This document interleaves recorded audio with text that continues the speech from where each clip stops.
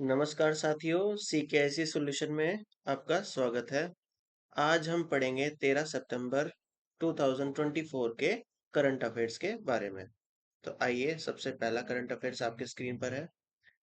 RS Sharma ONDC के कार्यकारी अध्यक्ष नियुक्त। ओएनडीसी क्या होता है? Basically open network for digital commerce. ये ओपन नेटवर्क डिजिटल कॉमर्स करता क्या है? ओपन नेटवर्क डिजिटल कॉमर्स जो है, डिजिटल एकाधिकार को रोकने का काम है इसका, और छोटे व्यापारियों या सूक्ष्म उद्योगों को बढ़ावा देने का इसका काम है। Open network for digital commerce, जो कि आरएस शर्मा इसके अध्यक्ष नियुक्त किए गए, गैर कार्यकारी अध्यक्ष नियुक्त किए गए। इससे पहले का कार्यकाल में ये यूआईडीएआई, जो कि आधार कार्ड का पूरा वर्क देखती है, के महानिदेशक थे। भारतीय दूरसंचार नियामक प्राधिकरण ट्राई के अध्यक्ष थे। राष्ट्रीय स्वास्थ्य प्राधिकरण के सीईओ जैसे प्रमुख पदों पर ये काम कर चुके हैं। अब ये ओएनडीसी का नेतृत्व करेंगे। इसी के साथ इनसे ये उम्मीद की जा रही है कि ये सूक्ष्म उद्योगों को बढ़ावा देंगे और छोटे व्यापारियों की व्यापार में मदद करेंगे। नेक्स्ट करंट अफेयर आपके स्क्रीन पर। 70 वर्ष और उससे अधिक के सभी वरिष्ठ नागरिकों को मिलेगा आयुष्मान भारत का लाभ। आयुष्मान भारत, जैसे कि हम जानते हैं, ये पूरे वर्ल्ड की सबसे बड़ी बीमा पॉलिसी है स्वास्थ्य से रिलेटेड। और ये हम जानते हैं जैसे कि 23 सितंबर 2018 में इसकी झारखंड रांची से इसका प्रधानमंत्री मोदी ने शुभारंभ किया था। 50 लाख से भी अधिक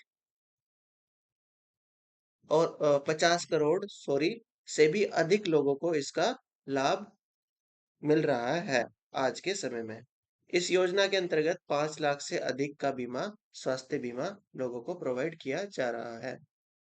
केंद्र सरकार ने आयुष्मान भारत योजना का विस्तार करते हुए 70 वर्ष और इससे अधिक आयु के सभी लोगों को इसके तहत लाने का निर्णय लिया है।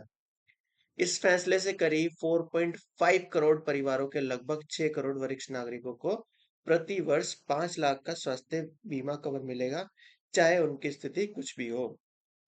इस योजना का उद्देश्य वरिष्ठ नागरिकों को बेहतर स्वास्थ्य सेवाओं का लाभ प्रदान करना है। Next current affair. भारतीय मुक्केबाज दीपाली थापा पहली एशियाई स्कूली छात्रा चैंपियन बनी। जैसा कि आपको बता दूं, दीपाली थापा जो है उत्तराखंड के नैनीताल से बिलोंग रखती हैं।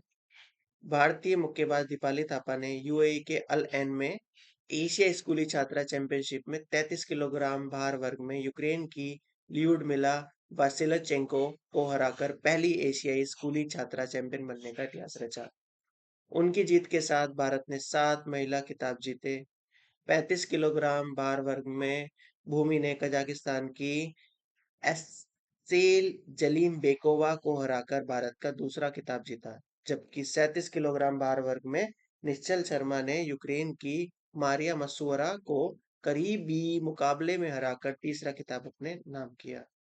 आपको बता दूं यूक्रेन के बारे में, यूक्रेन के जो राष्ट्रपति हैं वो हैं वोलोडिमीर जेलेंस्की, और यूक्रेन की जो कैपिटल है वो है कीव, और कजाकिस्तान की कैपिटल है अस्ताना। आइए, नेक्स्ट करंट अफेयर की तरफ बढ़ते हैं। नेपाल अंतर्राष्ट्रीय सौर गठबंधन का 101वां सदस्य बना। नेपाल, जिसके प्रधानमंत्री हैं केपी शर्मा ओली, और नेपाल की राजधानी है काठमांडू। नेपाल 9 सितंबर को अंतर्राष्ट्रीय सौर गठबंधन में पूर्ण सदस्य के रूप में शामिल होने वाला 101वां देश बन गया है। नेपाल ने नई दिल्ली में आईएसए को अपना अनुसमर्थन पत्र सौंपा। यह कदम सौर ऊर्जा को बढ़ावा देने और जलवायु परिवर्तन से निपटने के वैश्विक प्रयासों को मजबूत करने की दिशा में एक महत्वपूर्ण पहल है। आईएसए एक वैश्विक अंतर सरकारी संगठन है जिसका उद्देश्य कार्बन तटस्थ भविष्य के लिए सौर ऊर्जा के अपनाने को प्रोत्साहित करना है। नेक्स्ट करंट अफेयर की तरफ बढ़ते हैं।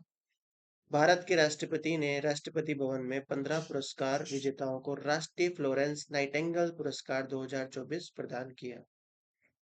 जैसा कि आप सभी जानते हैं, द्रौपदी मुर्मू, जो कि ओडिशा से बिलोंग रखती हैं, भारत की 15वीं राष्ट्रपति है। और इन्होंने यशवंत सिन्हा को हराया था। ये भारत की पहली आदिवासी महिला राष्ट्रपति हैं। साथ ही ये झारखंड की इससे भूतपूर्व ये झारखंड की पहली महिला आदिवासी रह चुकी हैं। इन्होंने यशवंत सिन्हा को 25 जुलाई 2022 में जो राष्ट्रपति चुनाव हुए थे उसमें शिकस्त दी थी। भारत की राष्ट्रपति श्रीमती द्रौपदी मुर्मू ने राष्ट्रपति भवन में आयोजित एक समारोह में 2024 के लिए राष्ट्रीय फ्लोरेंस नाइटिंगेल पुरस्कार प्रदान किए। इस समारोह में कुल 15 नर्सों को उनके कर्तव्य और समुदाय की सेवा के प्रति उत्कृष्ट प्रतिबद्धता के लिए सम्मानित किया गया। राष्ट्रीय फ्लोरेंस नाइटिंगेल पुरस्कार की स्थापना 1973 में भारत सरकार के स्वास्थ्य और परिवार कल्याण मंत्रालय द्वारा की गई थी। तो नेक्स्ट करंट अफेयर की तरफ बढ़ते हैं। केंद्रीय संसदीय कार्य मंत्री श्री किरेन रिजिजू ने 100 दिनों की उपलब्धियों के तहत 6 पहलों का उद्घाटन किया। किरेन रिजिजू के बारे में आपको बता दूं, ये 2004, 2014, 2024 में 3 बार के सांसद रह चुके हैं। ये कई महत्वपूर्ण पदों पर रहे, जैसे कि कानून राज्य मंत्री, खेल राज्य मंत्री। संसदीय कार्य मंत्रालय ने 100 दिवसीय उपलब्धियों के अंतर्गत विभिन्न पहलों और पोर्टलों का शुभारंभ किया।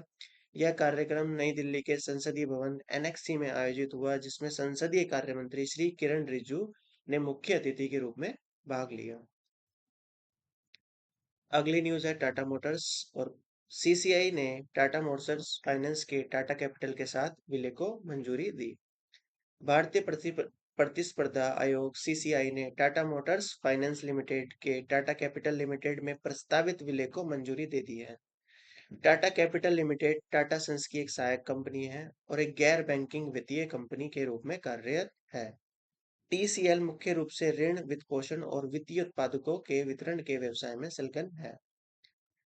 वहीं टाटा मोटर्स क्या काम कर रहा है? फाइनेंस लिमिटेड टाटा मोटर्स और उसके समूह कंपनियों द्वारा निर्मित वाहनों के लिए वित्त पोषण की सेवाएं प्रदान करता है, यानी फाइनेंस या पैसों से रिलेटेड जो भी मदद है वो ये करता है।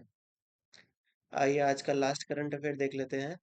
भारतीय गुणवत्ता परिषद ने राष्ट्रीय परीक्षणशाला गाजियाबाद को प्रमाणन निकाय के रूप में मंजूरी दी। भारत सरकार के ड्रोन नियम 2021 के तहत मानव रहित विमान प्रणालियों के लिए प्रमाणन योजना के तहत गाजियाबाद स्थित राष्ट्रीय परीक्षण गृह को भारतीय गुणवत्ता परिषद द्वारा ड्रोन के प्रकार प्रमाणन के लिए अंतिम रूप से प्रमाणन निकाय के रूप में अनुमोदित किया गया है। यह कदम भारत में एक मजबूत और वैश्विक रूप से प्रतिस्पर्धी ड्रोन पारिस्थितिकी तंत्र को बढ़ावा देने के उद्देश्य से उठाया गया है। तो उम्मीद है आपको मेरा ये 13 सितंबर 2024 का करंट अफेयर पसंद आया होगा।